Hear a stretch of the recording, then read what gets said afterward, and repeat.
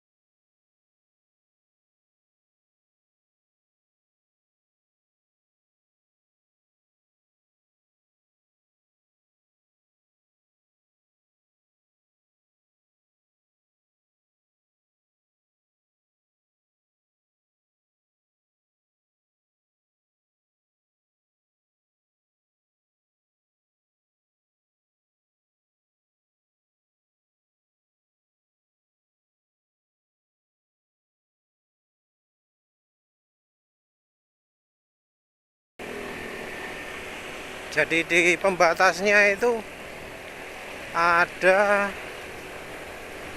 uh, netes gitu atau ada yang mengerak. Jadi sampai ada warna hijau di sekitarnya, apanya itu sih, di sekitarnya silnya.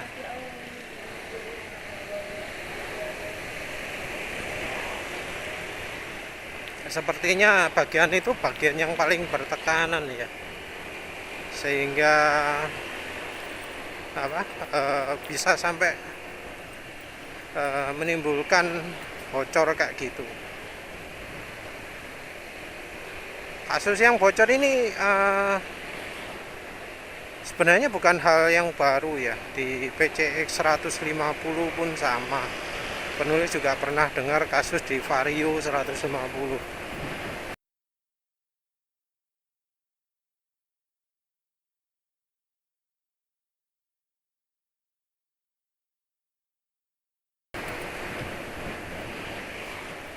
Ceritanya sama sih.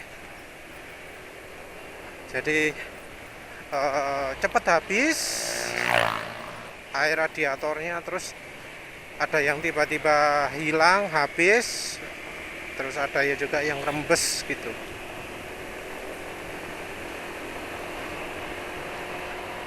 Rembesnya macam-macam. Dari kasus ini yang rembes itu kebanyakan di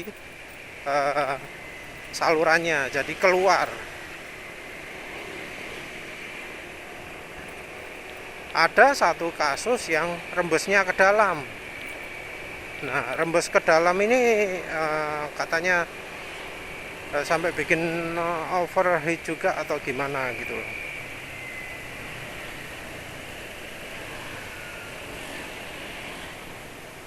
Ya yang jelas apa?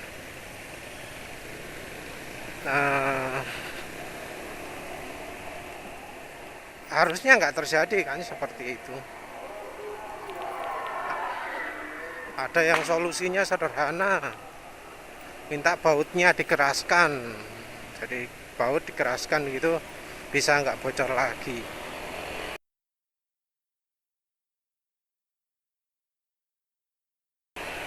Nah, kalau menurut penulis ini problemnya di anunya ya, di apa namanya, bukan di bagian yang masang kurang erat gitu, rasanya lebih ke karetnya itu. Jadi karetnya ada kemungkinan nggak kompatibel dengan kulan. Efeknya kalau nggak kompatibel adalah jadi kisut, jadi mengkerut. Nah, kalau sudah mengkerut ya otomatis eh, karet yang asalnya normal jadi mengecil, jadi nggak pas lagi.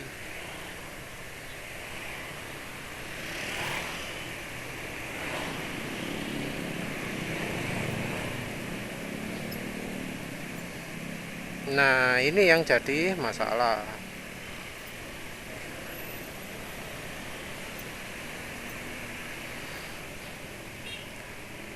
Sepertinya sih kalau yang terjadi di kebanyakan itu gampang ya solusinya ya. Cukup dibongkar, terus dikeraskan lagi bautnya, udah itu selesai. Nah, kalau yang apa? Yang ada dua lagi ini beda lagi. Berat masalahnya. Jadi yang satu itu sampai dibongkar semua, terus water pumpnya itu dilepas, diambil.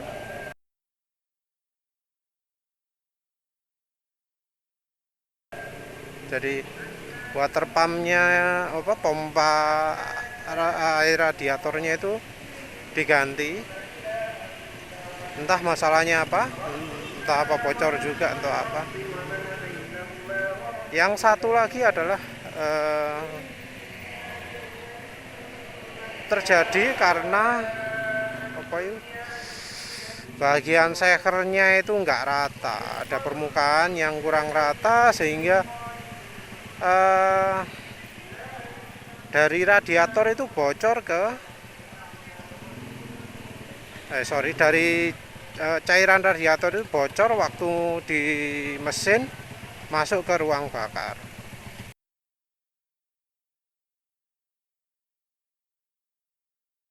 Nah, ini parah ini.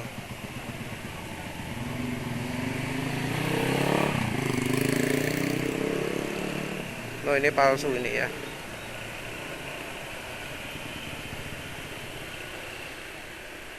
Yang kejadian kedua ini parah ya, karena ini artinya ada masalah pada quality controlnya Honda. Dan kalau sampai ada satu orang yang kejadian seperti itu, rasanya akan ada orang lain juga yang mengalami seperti itu. Masalahnya sulit untuk ditelusuri siapa yang kena itu.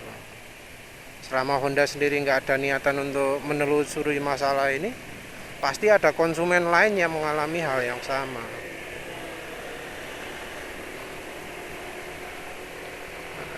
Dan ya apes-apesan ya, beco-becoan.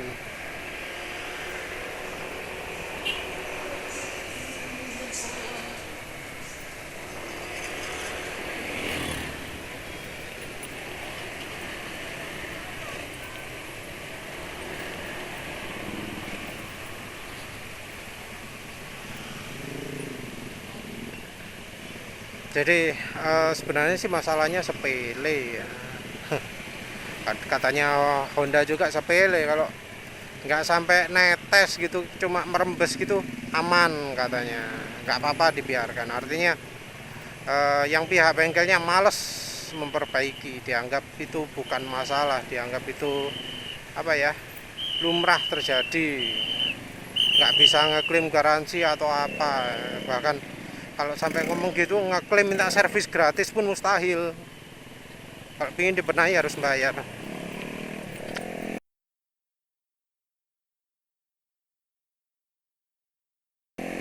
Ya padahal sebenarnya bukan salah konsumen gitu. Dan itu rasanya juga akan membuat kapasitas kulan menurun.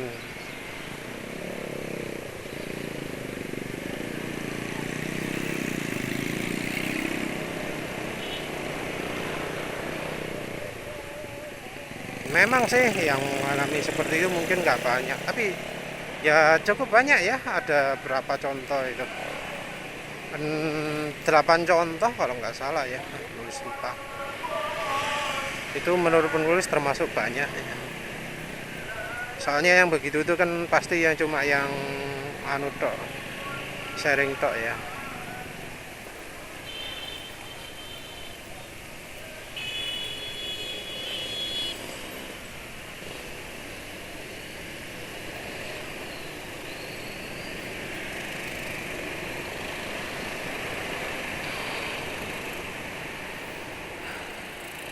Ada nggak yang harus dilakukan konsumen mengatasi hal ini ya?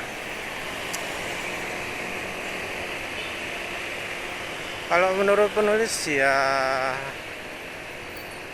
untuk jaga-jaga ya, untuk jaga-jaga. Yang pertama, coba langsung ganti kulan, wis. Jangan pakai kulannya buatannya apa? Jangan pakai kulan merek Honda lagi lah. Kulan merek Honda itu kan sebenarnya juga nggak cocok ya untuk Indonesia. Karena kulan itu harusnya untuk Indonesia itu konsentrasinya adalah 70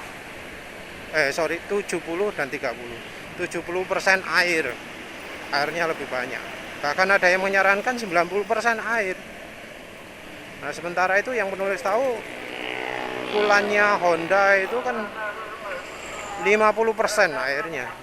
Jadi untuk Indonesia nggak cocok. 50-50 itu cocoknya untuk negara musim salju yang mengalami musim dingin yang suhu sampai minus 40 minus 50 derajat Celcius. Itu rekomendasinya. Jadi sama sekali nggak cocok untuk Indonesia. Kalau untuk Indonesia itu disarankan yang airnya lebih banyak. Konsentrat lebih tinggi itu malah justru merusak. Karena ya bisa menimbulkan overheat dan macam-macam.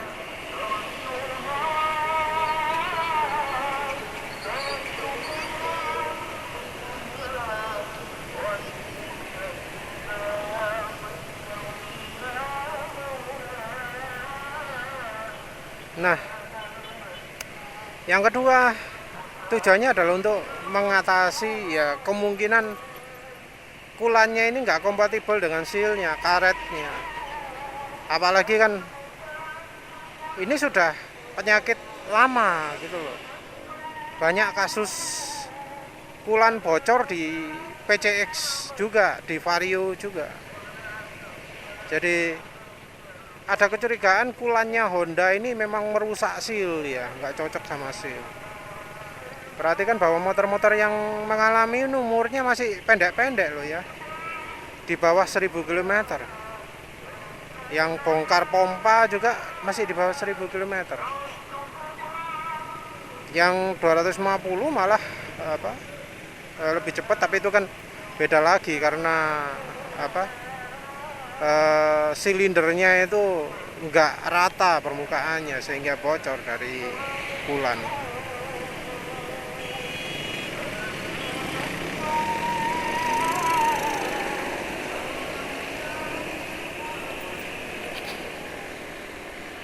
Nah, jelas harus perhatian lah ya.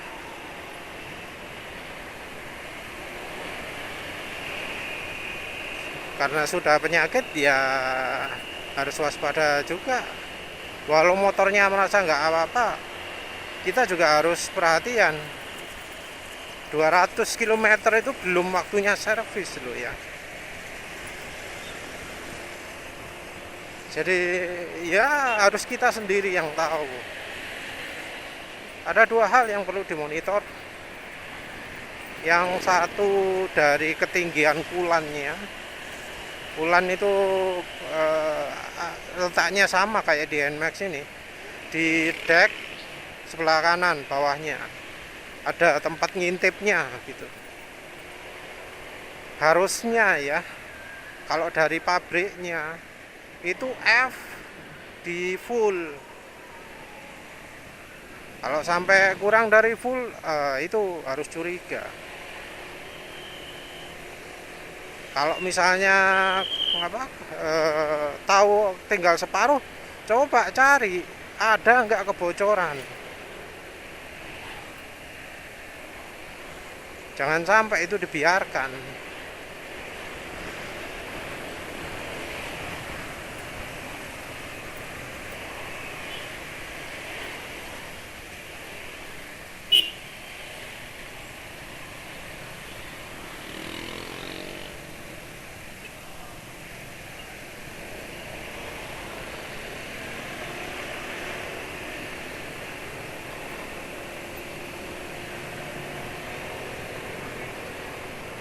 Terus ya harus perhatian juga, misalnya apa, merasa nggak sempat gitu ya, jangan sampai meremehkan tanda merah ya, tanda overheat ya.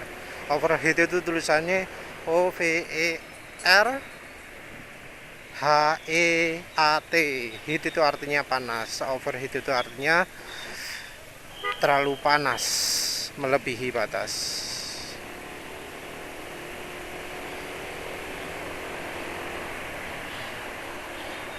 Nah, apalagi ya, oli mesin. Oh ya, oli mesin juga kalau bisa sudah jangan pakai AHM oil lagi ya.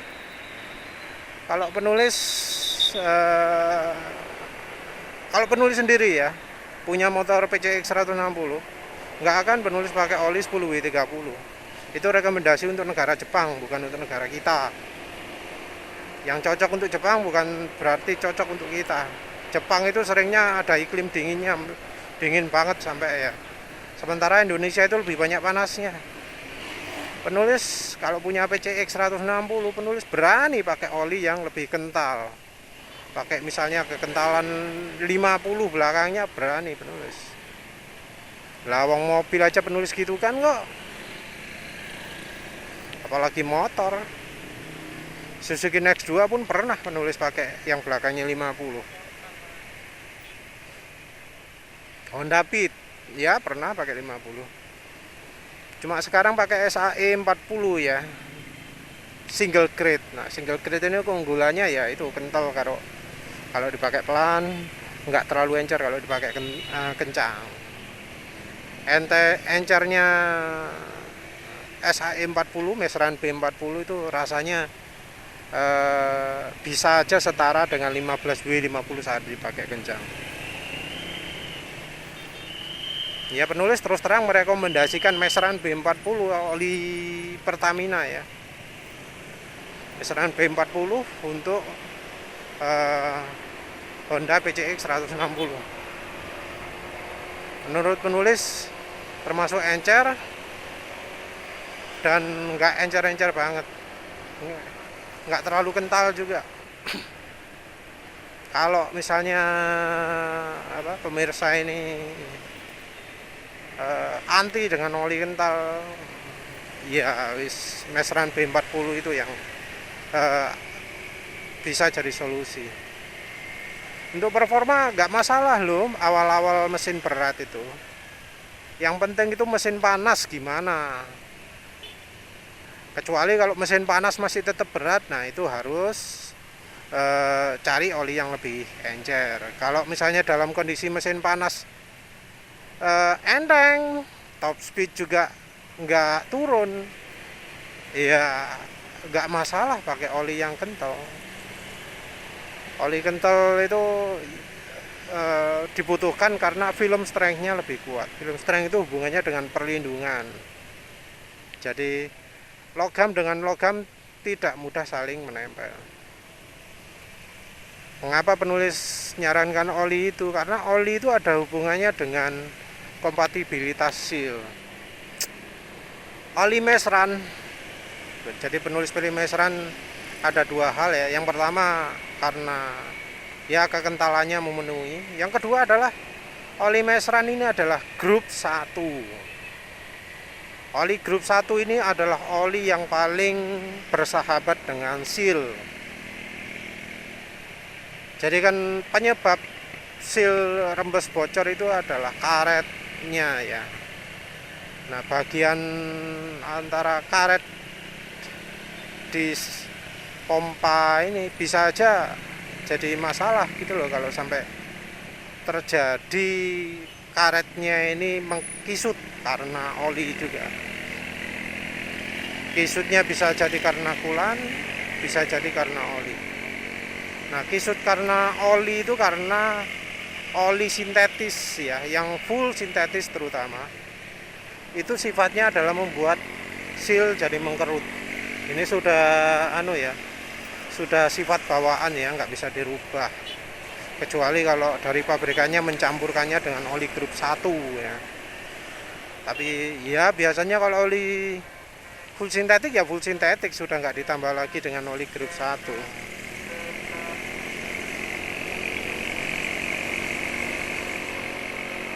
Jadi karena sealnya PCX itu lemah, ada baiknya pakai olinya grup 1. Tapi tentu karena oli grup 1 itu mudah teroksidasi. Pakai olinya ya perhatikan, kalau sudah terlalu encer, kalau sudah warnanya mau hitam, jangan diteruskan.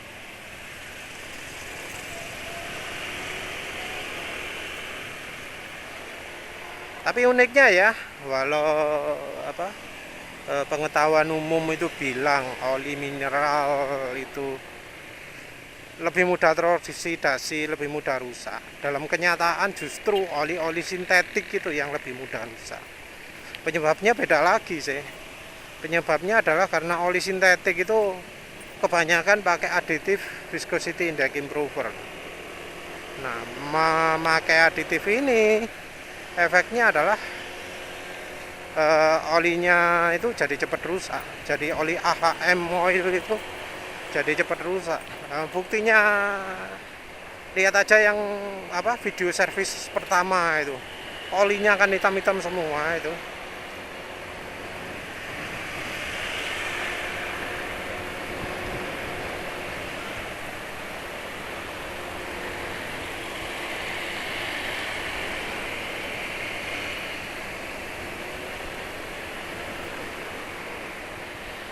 Ya wes itu aja lah ya.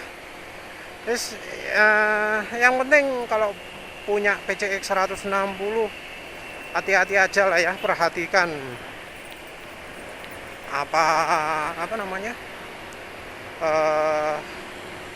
kulannya ada yang merembes atau enggak. Kalau oli wajib ganti, nggak cuma soal rembes ini, tapi soal masalah lain juga yang cukup terkenal ya. Piston macet, ring piston macet. Ini penulis duga juga karena olinya ini terlalu encer juga, cepat rusak juga.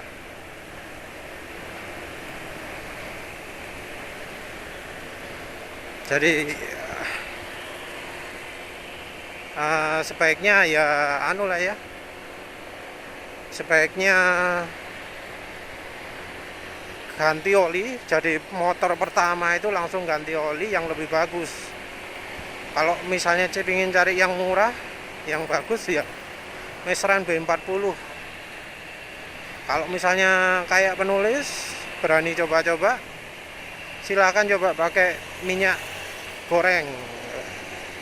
Penulis ini sekarang oli mesinnya pakai 50% Mesran B40, 50% bimoli. Bukan soal murahnya, tapi penulis cari awetnya. Ini oli bisa bertahan lebih lama loh daripada oli sel Advance Ultra Scooter. Sudah berapa ini? 505. Ini sudah lebih awet daripada waktu penulis pakai sel Advance Ultra. Pakai sel Advance Ultra itu jalan segini di tempat sini itu sudah kasar suara mesin. Kalau ini halus ya, sorry. Minyak goreng murah, tapi bagus. Tapi jangan harap orang luar negeri itu pakai minyak goreng. Di sana harga minyak goreng itu mahal sekali ya, nggak terjangkau. Sini murah kan, soalnya di sini pusatnya produksi minyak kelapa sawit, jadi murah. Ya itulah keunggulan kita, mengapa nggak dimanfaatkan gitu loh. Ya wis gitu aja lah, jadi panjang banget. Terima kasih udah menonton. Assalamualaikum warahmatullahi wabarakatuh.